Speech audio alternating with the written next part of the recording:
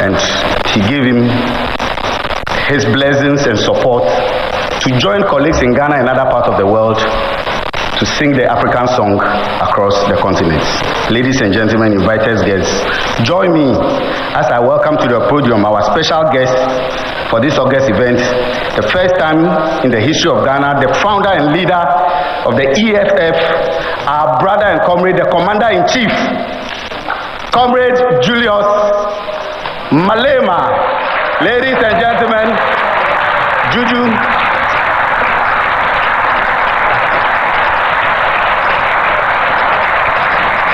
We can do it better. We can do it better for Juju.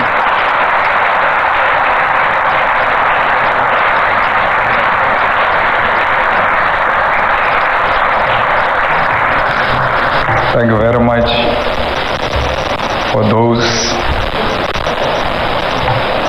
kind words of introduction by my brother Ludwig.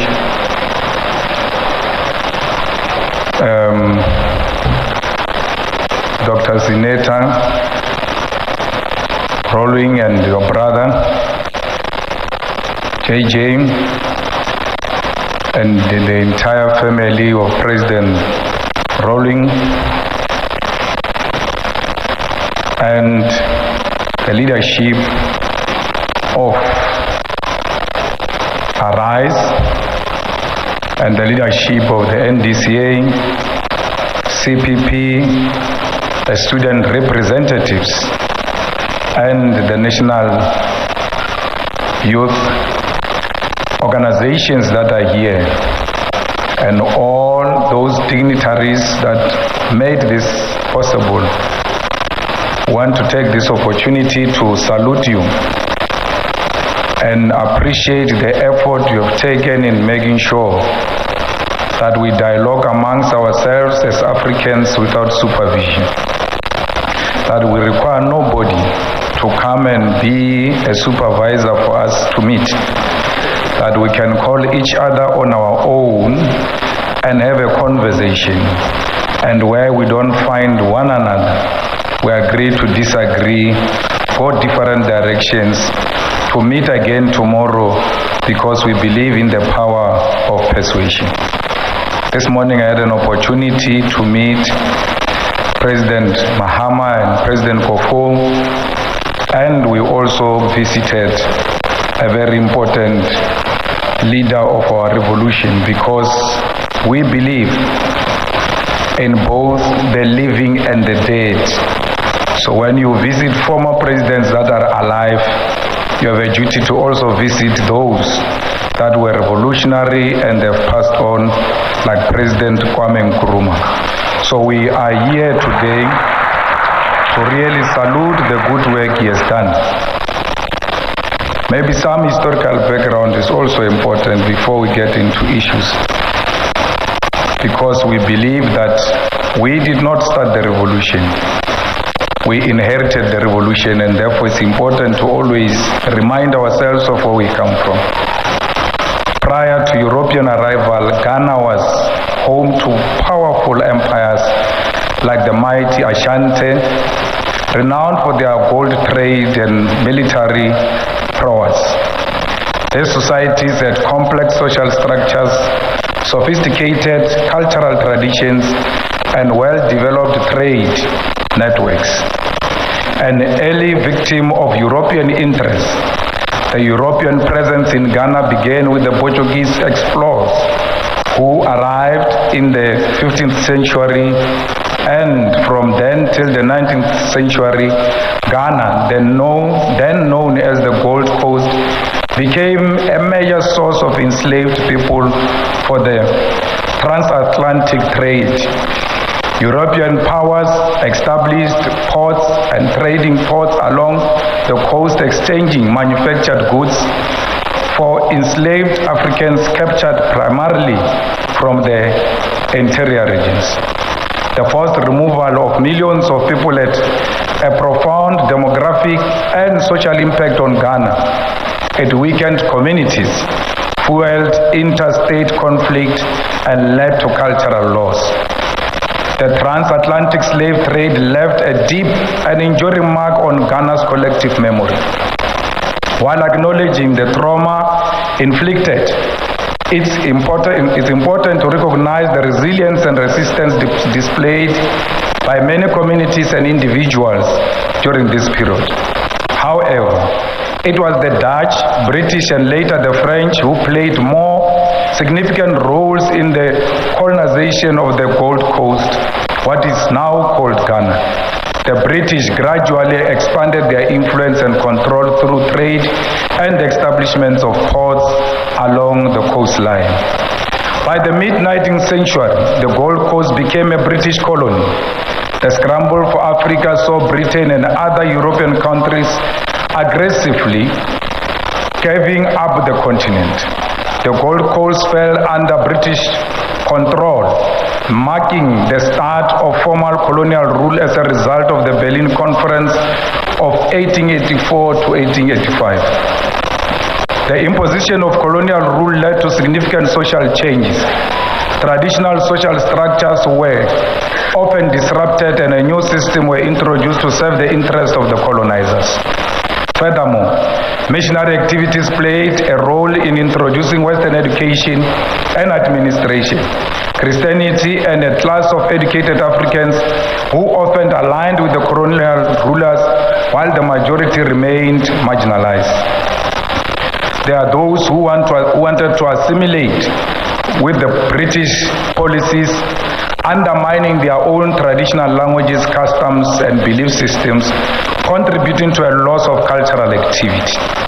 The Gold Coast economy also became solely reliant on exporting raw materials, hindering internal development.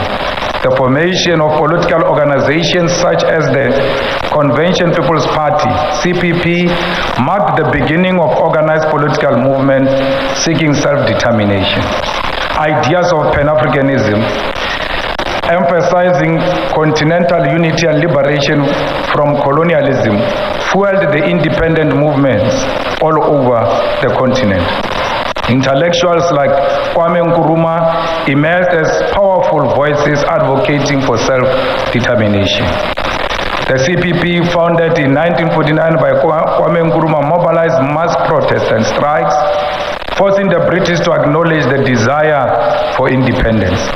Initially resistant to independence, the British eventually conceded due to internal pressure and rising international dissent. Their primary concern was maintaining economic interest and ensuring a smooth transition. Traditional authorities and ordinary Ghanaians, from farmers and miners to students and intellectuals, contributed to the struggle through protest, boycott, and their unwavering support for the independence.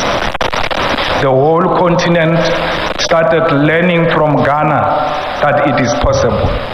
So when you go to Ghana, it is not because you are going to teach Ghanaians anything, because they've seen it all, including leading the first determination of an African state on the 6th of March 1957. So Ghana is a home of democracy, and this country was led by Kwame Nkrumah, a charismatic leader who emphasized Pan-Africanism because he understood that Ghana's independence alone is meaningless. Following the independence of Ghana, all liberation movements found a home here in Ghana. The organization of South Africa, such as the ANC, the organization of Angola, such as MPLA, the organization of Mozambique, such as Frelimo, and many other liberation movements found this place as a liberated zone. And many of them started knowing what a passport looks like from here, because Kwame Nkrumah make it a point that they are able to travel all over the world to spread the message of Pan-Africanism and independence of Africa. Nkrumah did not only develop connections amongst African state and liberation movements, Nkrumah developed connections with African American artists writers, and all kind of people who were found in diaspora. That's why a lot of African Americans found resonance and found Ghana to be a place they can identify with as their home. So Nkuruma's idea has always been that black people who are found everywhere must always be in solidarity with each other, because they are the most hated people all over the world. It doesn't matter where you find them. If you find a black person in China, give them love, because you must know they are hated. If you find a black person in the US or even in Russia, you must embrace one another irrespective of the countries you come from, because you are both hated. It doesn't matter how rich you are, it doesn't matter how educated you are, as long as you are an African, they treat you like a reject. That's why the unity of Africans and Pan-Africanism does not only mean those who are found in Africa. It means everybody else that looks African who's found everywhere in the corner of the world, because those are the people who have been robbed of their humankind. We also know that this country is the one that leads with successful succession which are peaceful. Of course, it experienced a bit of difficulty at some point, but since then Ghana became the most celebrated democracy. But the democracy of Ghana is threatened by corruption, a corruption that made sure that Ghana does not pay its international debt. As a result, today Ghana is unable to self-determine, because everything else is dictated to Ghana by IMF and the World Bank, because the current leadership failed to honor their obligation. Corruption is a threat to a wonderful democracy anyway, because it's eating on the moral fiber of democratic dispensation. We must never ever celebrate anyone who is corrupt or seek to defend the corrupt individuals, irrespective of our political affiliation. Those who are stealing from the public purse now, they are stealing from the future. That's why they are unable to pay the debt now, and they will not be able to pay the debt in future. And it is you, the youth of Africa, that are going to inherit the debt, and you will not be able to develop your own countries. There is a tendency in the African continent of the youth defending the old corrupt, because they give them the little money now and they forget the future. If you value yourself, if you value the future of this continent, you must stand tall and unashamedly fight corruption everywhere where it raises its ugly head. Don't care who says what. You must always speak truth to power. It doesn't matter who gets offended. The truth remains the truth, whether you are standing, whether you are sitting, whether you are sleeping, the truth will never change. And one thing you must know is that when you tell the truth to the powers that be, they may pretend now that they do not hear what you are saying. But when they are sleeping alone, their conscience speaks to them, and they must answer the question, is he or she telling the truth? And if the answer is yes, you have achieved your mission. They will never know they are corrupt until someone tells them on their faces that you are for yourself, you are for your family, you are for friends, you are for the politically connected, and you are not for our continent, because our continent is about the unity of African people that is based on economic ownership of the means of production. I want to say this today here, that xenophobic people are people who suffer from self-hate. Because when you love yourself, you will never hate another person. A black person who looks like you should serve as a mirror to you. When you look at that black person, you must see yourself. And therefore, you cannot say the people from Ivory Coast are not needed here in Ghana. They are taking our jobs and our opportunities, because there is no Ivory Coast, there is no Ghana. There is no Nigeria, there is no South Africa. There is no Liberia, there is no Botswana. There is Africa. Because we never determined these artificial borders. Some people went to sit somewhere and decided to divide us. And they did that with a pen and took away our brains, because there is no wall. In other places there is no fence, yet we see the wall and the fence that doesn't exist. We are unable to break these imaginary artificial borders, because our boss told us that we are divided. We are being treated like mad people, where you've got a gate without a fence. All of you, when you want to exit to Ivory Coast, you go to a border, and that border is a gate. But when you check on the side of the gate, there is no fence. Our people are living together. So Africa must stop behaving like a drunken master who goes through a gate in a yard that doesn't have a fence. It will never have a fence, because we are one thing. We marry into each other's communities and families. We go to each other's activities. We share cultures. And I know for sure that the people of Ghana dance to Amapiano. So why would they think that they are not South Africans, and why South Africans will think that they are not Ghanaians? It's only an imagination that was instilled in our heads by our colonial masters. We have to make sure that as a new generation, we do away with this. We, as a younger generation of Africa, we must not seek to get rid of the old in a disparate manner to a point where we destroy institutional memory.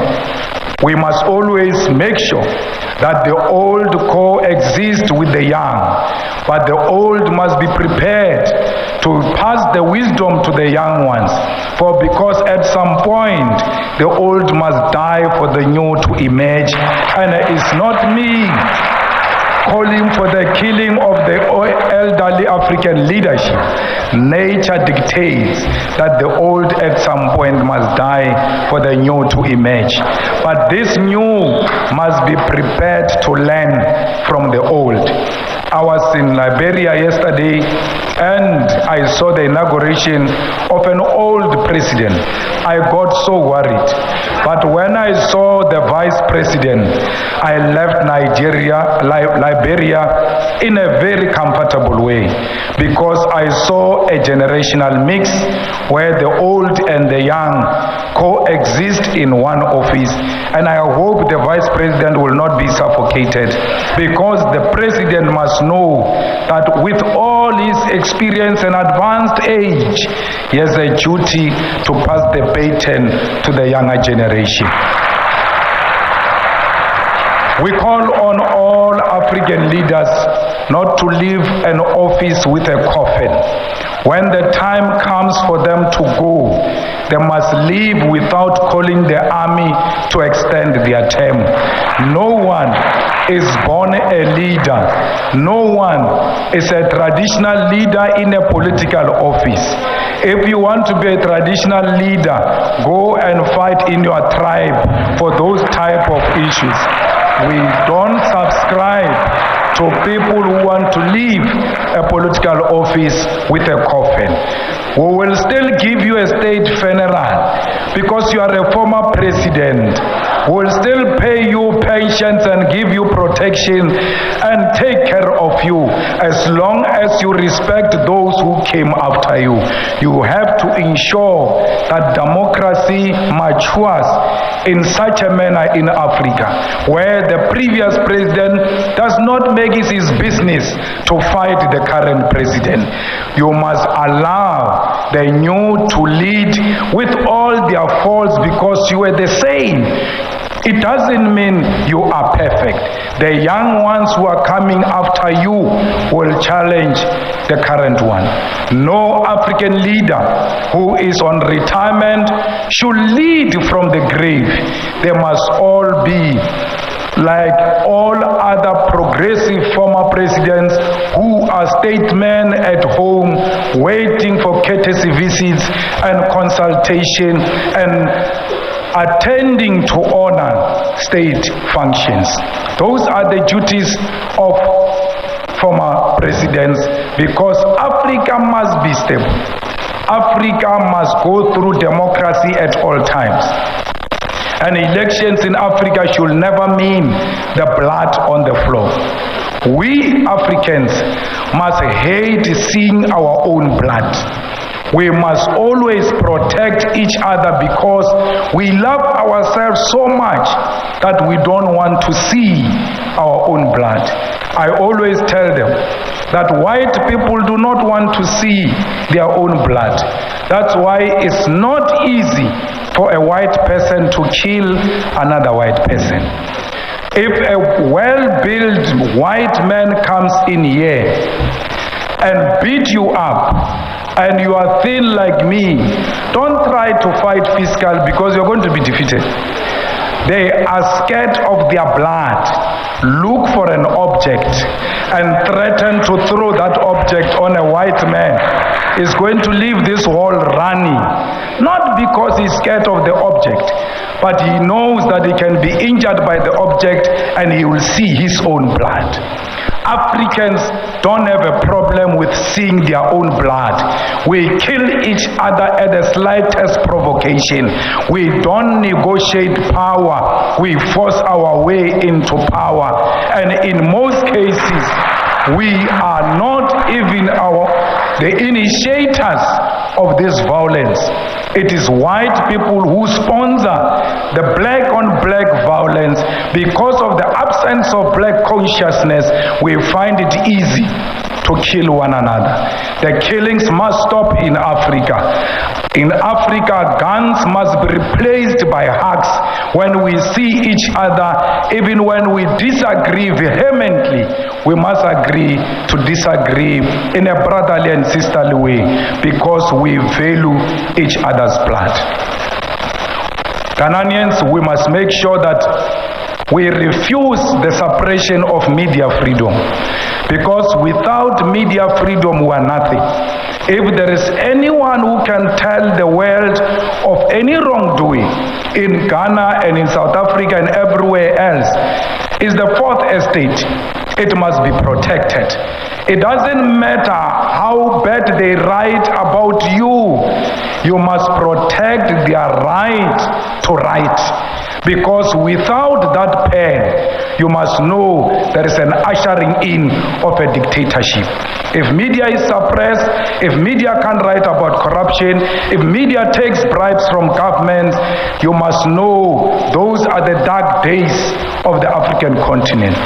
Today, we've got our own platforms on the social media. Let us help the traditional media to expose the corrupt leadership, to expose the mining companies that milk Africa without leaving anything in Africa. The gold of Ghana must remain in Ghana and service the people of Ghana. The minerals of Ghana, the minerals of South Africa must service Africa. The EFF believes in one Africa where we've got one president.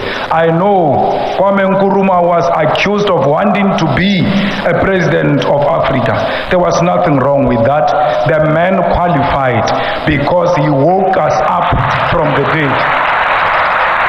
We're continuing with Kwame Nkrumah. Nkuru must call. Even if we don't achieve it in our lifetime, we must create a solid foundation for one Africa, because one Africa is a threat to Europe and America. Africa with one president, Africa with one currency, Africa with one military command, Africa with one parliament is a threat that America cannot stand. Imagine a currency of Africa against the currency of USA.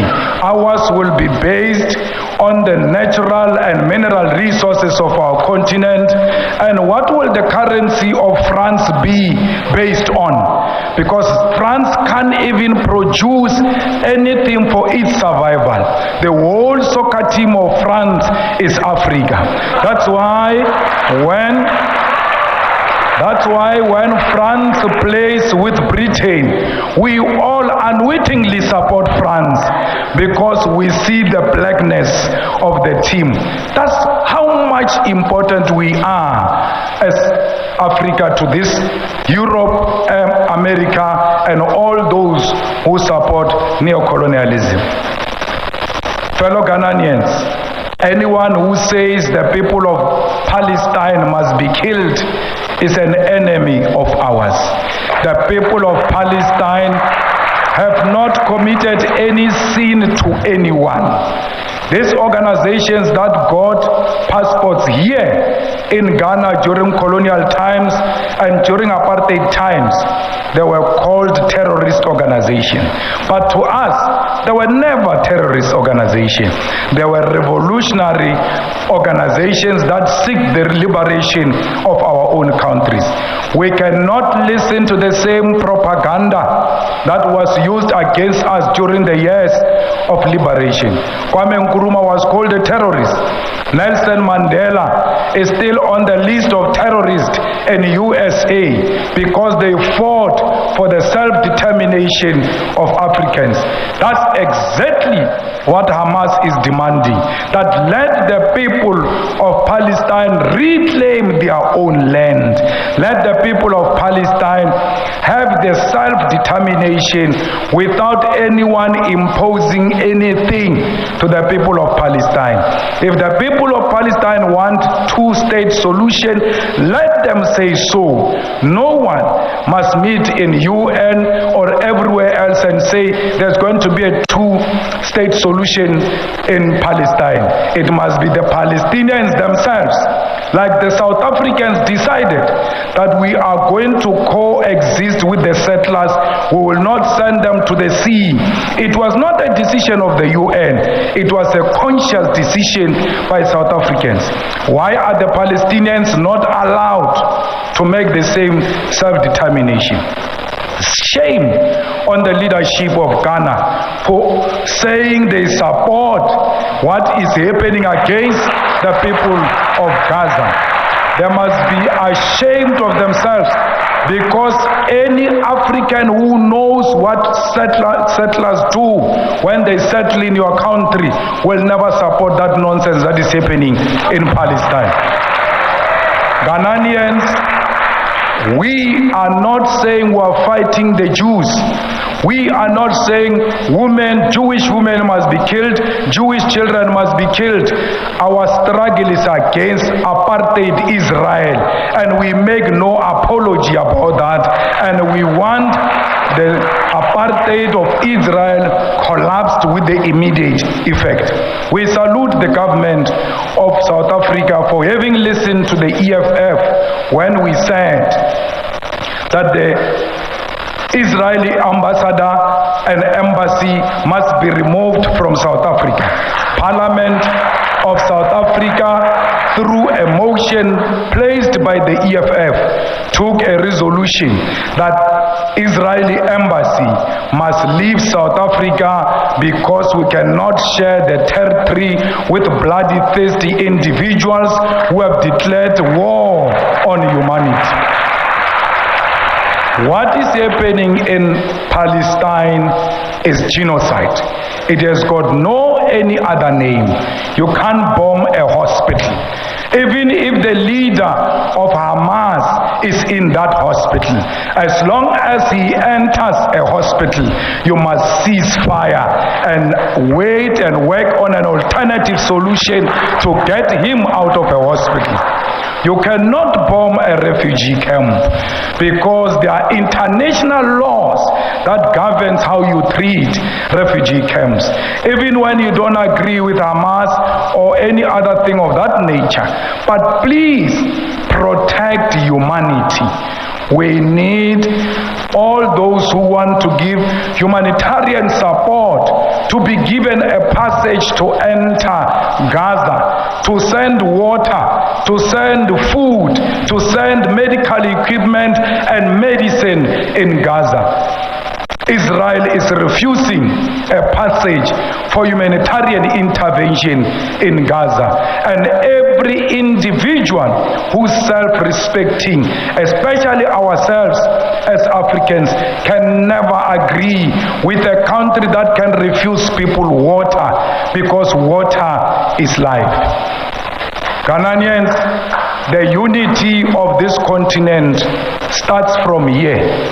Because the determination, the self-determination of Africa started from here. When you got your first independence, we knew that day, that one day South Africa will be free. And when Frelimo won in Mozambique, we celebrated in South Africa as if that was our freedom.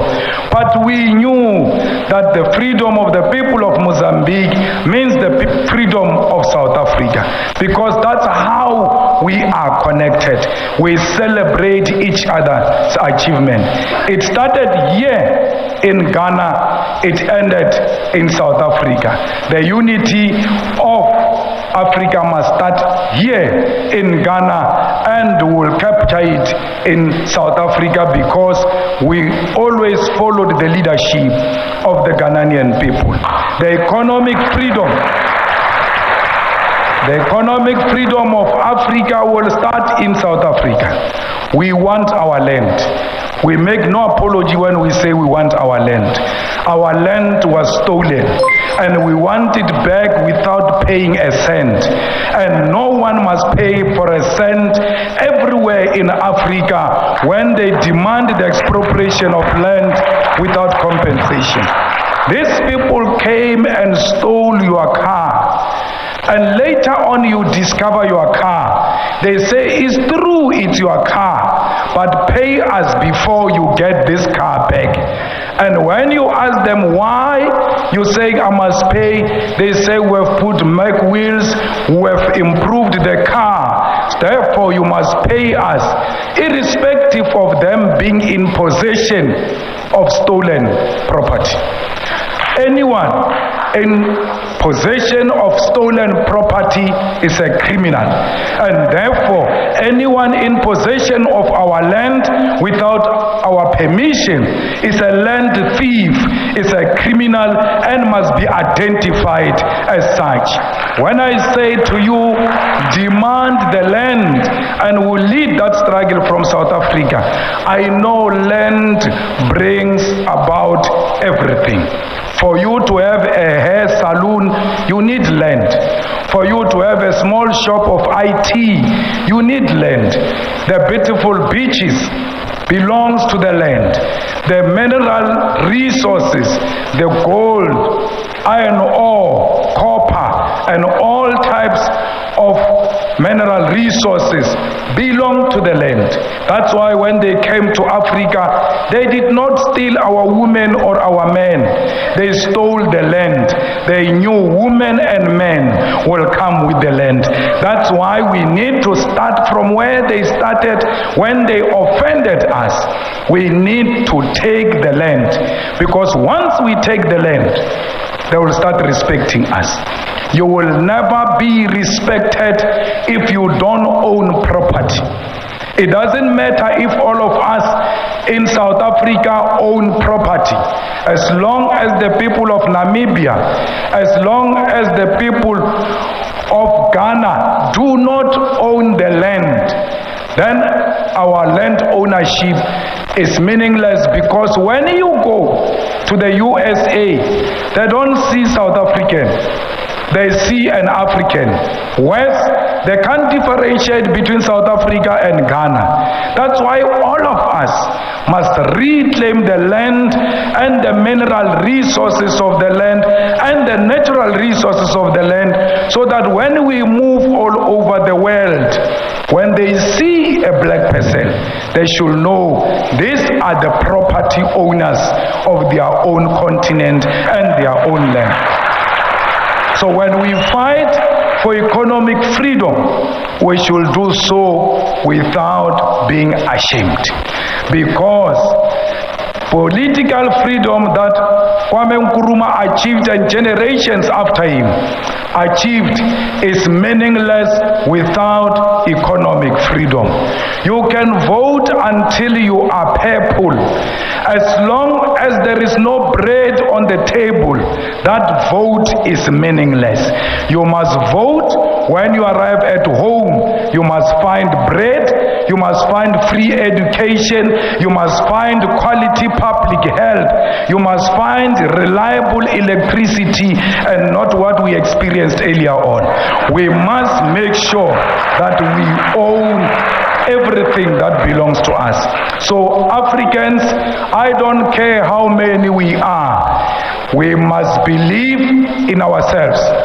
At least be an individually liberated African who is not scared of colonizers, who is not scared of white people, who doesn't worship the establishment, who calls a spade a spade.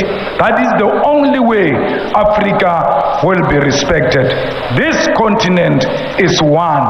They might think they divided it. I can guarantee you now, like we saw when Ghana got liberated in South Africa, we said one day it will happen. It came many years after, but eventually it came. The unity of this continent is going to come. And when we call on each other to come into each other's countries, we must embrace that with ease. Me being here in Ghana, I don't feel like I'm in a different country, because in this world there is nothing different I'm not used to in South Africa.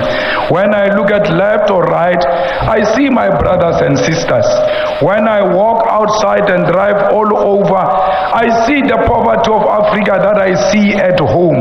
So why would I claim I'm in a different home? Because conditions are the same. So when I'm here, I'm at home. When you are in South Africa, feel at home. South Africans are not xenophobic. South Africans are peace-loving people, and I extend my invitation to all of you to come and study in South Africa, to come and work in South Africa, to come and take your holidays in South Africa, because it is your home too. The same way you welcomed us here, we'll welcome you in South Africa. Thank you very much.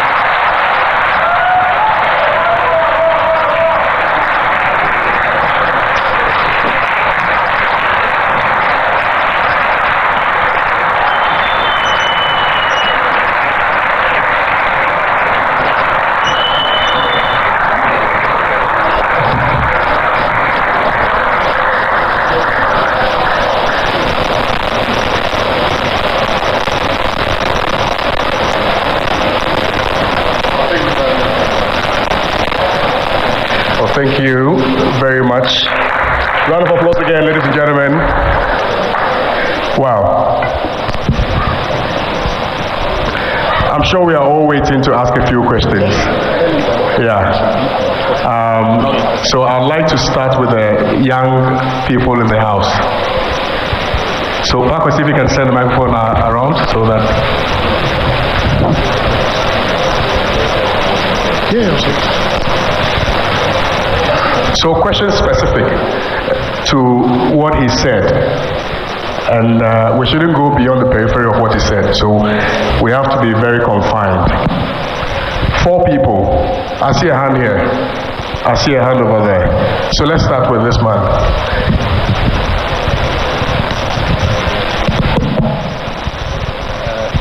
Good afternoon to you all.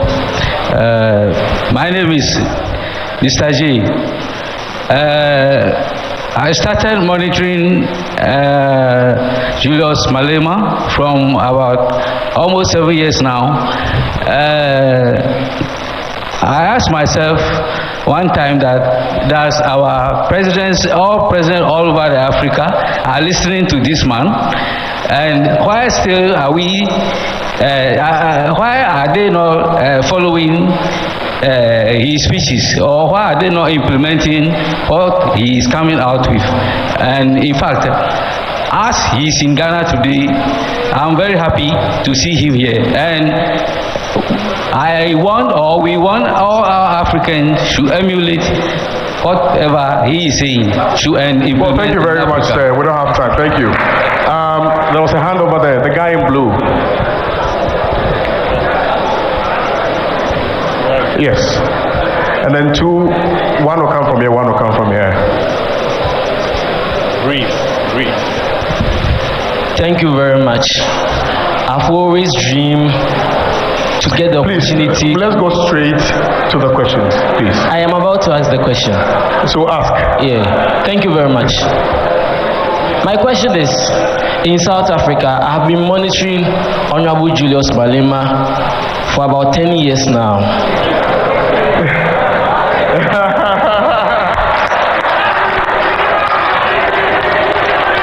I have about 500 of his videos on my phone here. Wow. I post his videos on various days. My friends actually call me Julius Malema. My question is, there is this guy in South Africa called Inalalax who is spearheading an operation called Operation Dudula. I want to ask my president in waiting that how is he going to push this guy out from South Africa to make sure that the blacks in South Africa enjoy as the way they will enjoy in their country. Thank you very much. Junior Malema, round of applause. Yes, you. How was it? Yes, sir. I saw this hand first, the one standing over here. And then the chief at the back.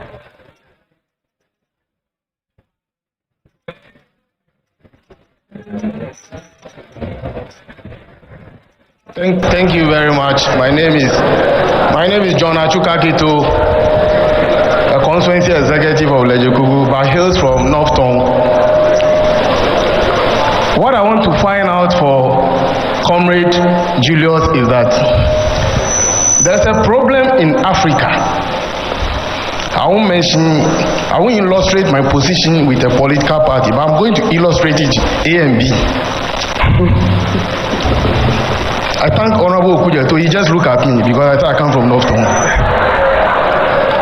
There's a problem in Africa, A and B. If you are in A and there's a wrong going on in A, in your submission, you talk about, you call names, thieves, criminals. In Ghana, Africa, if there is a corruption going on in A, you can come out and say it. When you say it, you are the black sheep of the family. So I want to find out, do we really want to build Africa? The hypocrisy and the pretense is one too many. I thank God that my MP is here. He's a very vocal person. Let us speak truth to power.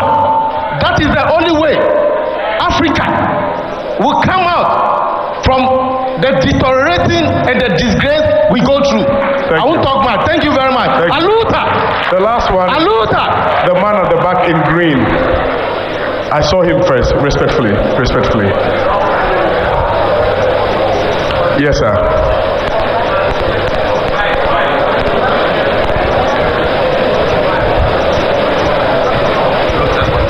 Thank you very much. I am Isaac Ofwegedimatu from Tema, Nkrumah's Tema. I have a similar platform.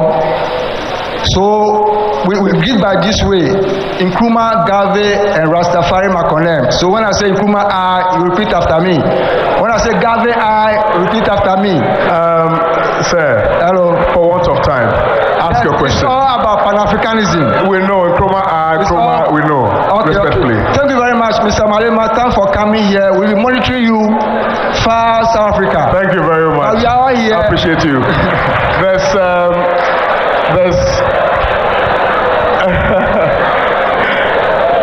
how was he? Yes.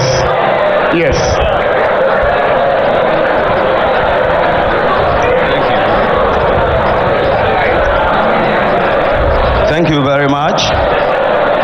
Mr. Please, let's be silent, respectfully. Thank you. Thank you very much, Honorable. Yes, and then I again thank the organizers of this event. My name is, let me mention, okay, I'm Engineer Dr. Bright Sugbe of African Development Council. My concern here is that the continent have been seen as the producers of raw materials, and they want it to remain safe without any change. One individual groups, many groups arise on the continent seeking the same song. Honorable Malema, is there a way we can get all these groups together, singing the same song at higher pitch and tone in order to achieve our results? Well, thank you very much. That will be all for the questions. If our Honorable Malema, please, calm. Let's proceed. Okay, let him answer. Thereafter, if there's time, we will take a few more questions. So, Comrade Malema, if you may respond to, yes, you can just stand here and respond to them. Yeah.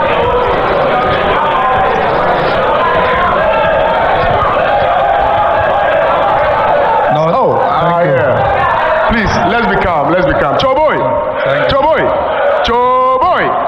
Thank you. So, thank you very much.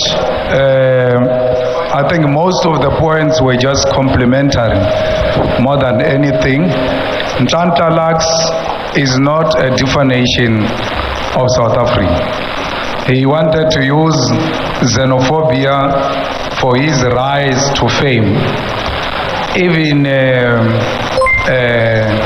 Tudula movement did not belong to him. He went to hijack it for his own selfish interest, and we have reduced him to an insignificant molecule, and therefore no one can rise in Africa on the ticket of xenophobia. That is the beginning and the end of your political career. So anyone who says such politics is not worth entertaining, because they are short-lived politics and they will never be sustained, because politics are based on history, on philosophy, on ideology. Who of the ideological icons that are celebrated internationally and politically, progressively, who has arisen into power on the basis of xenophobia? So that's why it's not sustainable. So please, such individuals who seek to project us as wrong people in South Africa, do not take them to heart. I like that. You see, speak truth to power. But please don't want to be liked. A lot of us, we suffer from wanting to be liked, especially being liked by people in power, because you seek favors. I seek no favor, for because I believe in myself. So you ought to believe in yourself. If you are an engineer like my brother here, if you are a doctor like my sister here, you've got the qualifications, you've got what it takes. You're not going to be scared of some illiterate because it comes from the bush and they say he's a soldier, a non-thinker, and you are scared that when I oppose this person, he will point a gun at me. You must tell him that put it here and shoot me and make sure I die, because I'm not scared of death. I'm scared to die before I die, because the day you stop telling the truth and you are pretending and you seek to be liked, you are dead. You are equal as a dead person because you are not enjoying anything. So when I live here, I'm not worried there's someone who's going to call and say, those things you spoke about them there, pay me the money I borrowed you. I don't owe anyone anything, nothing. I don't seek favors from a white man, from colonialists, from anyone. So my brother, don't be scared.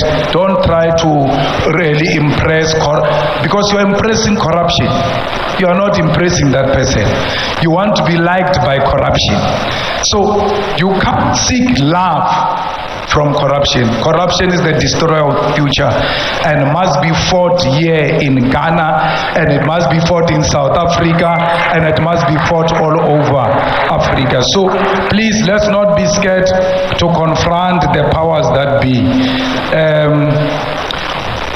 You know, these people, when they came to enslave our people here, they were not coming to enslave people. They came to steal the minerals. They were not coming for us. Then they ended up fetching us as well to join the minerals. We were first like minerals. We were traded like minerals. When you think of undermining the democratic achievements that we've made, think of those people who were enslaved, put in boats, in their numbers chained, taken outside of our beautiful continent by force. And they could not chain you as an individual. They have to chain you 10 by 10. When the sea goes crazy and the boat can't stand the wind, they're thinking maybe it's overweight. In the middle of the sea, they take 10 of you, they push you out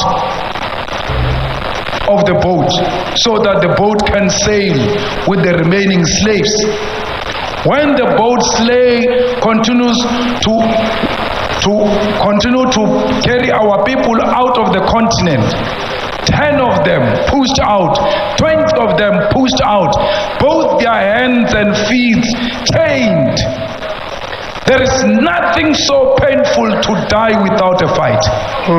That even when you know this shark is going to kill me, let me try, maybe I'll be Moses and hold the mouth, and that time the shark is attacking you, you die with dignity because you have put some sense of fight. But our people did not have that dignity.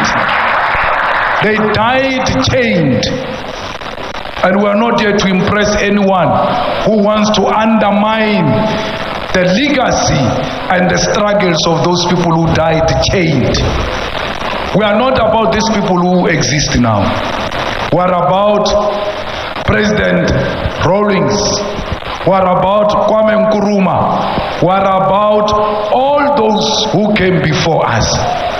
These ones that are still with us will be reminded of what we come from, because they must never think they made us. They were made by those chained slaves. Every time you want to do wrong, every time you want to undermine the struggle and the unity of Africa, remember our people died chained.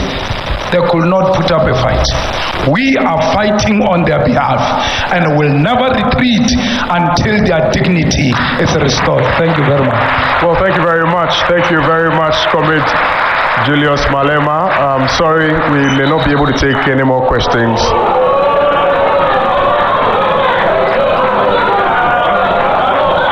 Okay, well, yes, he has a flight to catch, so respectfully, let's respect his time as well. I know we have tons of questions for him, so yes. Now, let me respectfully acknowledge the presence of Mrs. Kwashi, a South African and a member of EFF here seated at the front seat. Give us a wave. Right. That being said, we have a very wonderful presentation, but before then, I think it's imperative that I acknowledge Dr. Kofi Amwa, also known as Citizen Kofi, who was slated to speak today, but for want of time, he was unable to so do. But he's been very, very instrumental in the organization of this wonderful dialogue. I think it's important that we give him a round of applause, please. Also, a big thank you to African Development Council. You spoke, sir. Thank you very much for your support. We greatly appreciate your support. So, shall I invite up here Nanaya Jantua, former General Secretary for the CPP, to help us with the presentation, as well as my brother Ludwig and Bernard Bona. Please come up stage. We received lots of gifts from Batakari to Kente. For our wonderful comrade Julius Malema. Round of applause, please, for them.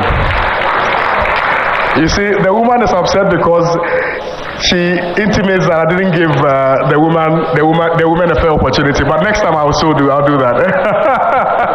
Yeah, next time I'll do that.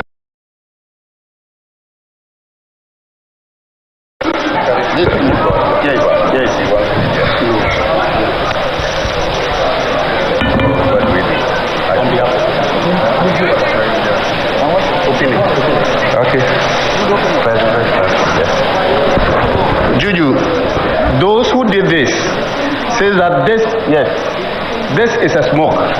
And knowing the way the EFF dresses, someone is asking for a contract to produce this for EFF and design it. If we have to do African trade, then it must start from here. And so one was presented to you earlier, two more is here.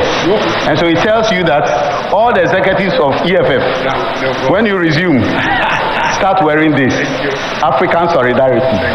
That's the lady that donated it. So they will dress you with one.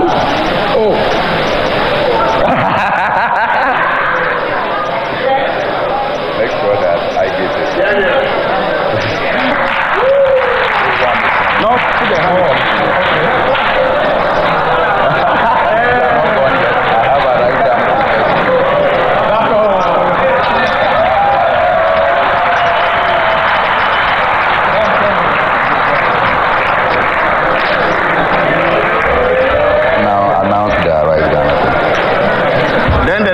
is the Arise Ghana t-shirt, just to show the relationship between Arise Ghana and the EFF.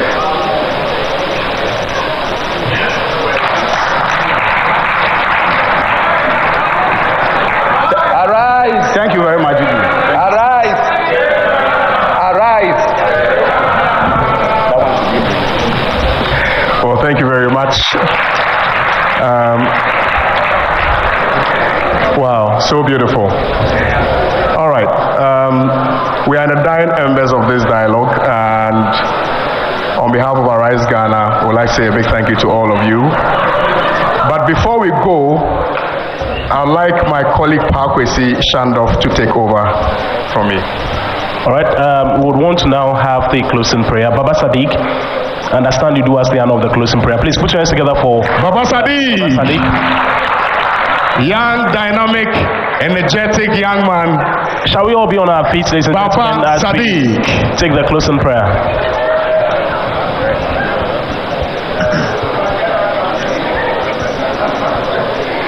Bismillahirrahmanirrahim. Alhamdulillahi Rabbil Alameen. Ar-Rahmanir-Rahim. Maliki Yawmiddin. Iyyaka na'budu wa iyyaka nasta'in. Ihdina as-siratal mustaqim. Siratal ladzina an'amta 'alaihim. Ghayril maghdubi 'alaihim waladdallin. We offer this prayer in thanks to Allah for a successful program. We offer this prayer for Allah. We beg for good health. We beg for good energy, wisdom, and the sense of fighting within us to see it through all. May Allah instill in us the sense of fight to see it to the end. We ask Allah to forcefully remove from among us corrupt leaders, liars, thieves, economic terrorists whose only call to leadership is to enrich their family and friends. May Allah truly liberate us from the wicked leadership and despots whose reign doesn't bear fruits. We pray for a prosperous Ghana and Africa that offers growth opportunities and sustainable livelihoods for all. Rabbi inni liman anzalta ilayha min ahirin fakirun. Bismillahir Rahmanir Rahim. Qul huwallahu ahad, Allahu samad, lam yalid wa lam yulad wa lam yakul lahu kufuwan ahad. Amen. All right. It's been a pleasure having all of you. Bye-bye.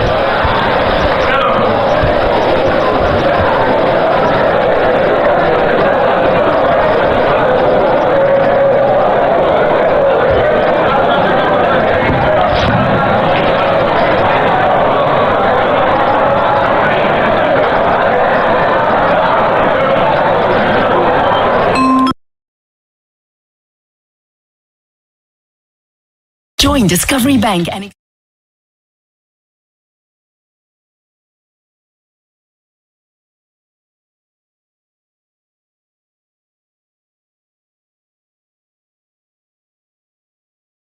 Lounge access. Use your Forex, dollar, euro, and pound accounts on your trip. Easily open, convert, save, and pay, all in real time. Get all this and more. The future of banking now. Mr. Mantashe, thank you so much for making time for us. Welcome back to the show. Morning, Clement, and the listeners. Welcome to our new studios. What do you think? I enjoy being here. You do? I can see that media houses have a lot of money. They buy new buildings. Unlike the ANC. Sinemali. We can't buy a new building when we have a building. Yeah, I guess. Thank you for making time. I want us to get straight into it, Minister. I want to start with an issue that has been raised recently. The Daily Maverick reported about this 2,500 mining applications that your department received since March last year. Why is it that you haven't finalized a single one of them, or have you? Clement, Daily Maverick is making me a project. And as a result of that, they tend to distort facts. We received 2,525 applications. I can break them down into mining rights 75, prospecting rights 1,596, by mining permits 854. We have processed and finalized 674 of those permits. One mining rights we have approved 16.